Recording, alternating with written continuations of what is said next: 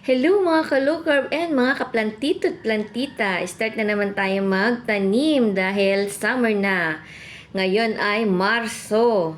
So, dapat pagdating ng April and May, meron na tayong maha-harvest. So, iba-iba yung mga tinanim ko. Ito-try natin yung iba kung tutubo.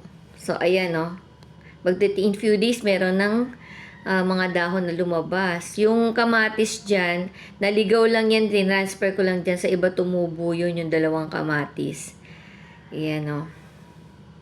Ayan, makikita nyo yan. Ayan o, yung dalawang kamatis. Yun, yung mga kamatis na maliliit.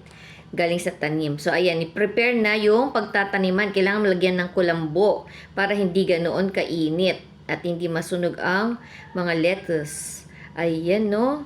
Ngayon, ika-8 days yan. Mas marami nang umusbong. Yung yellow pakwan, ang daming lumabas.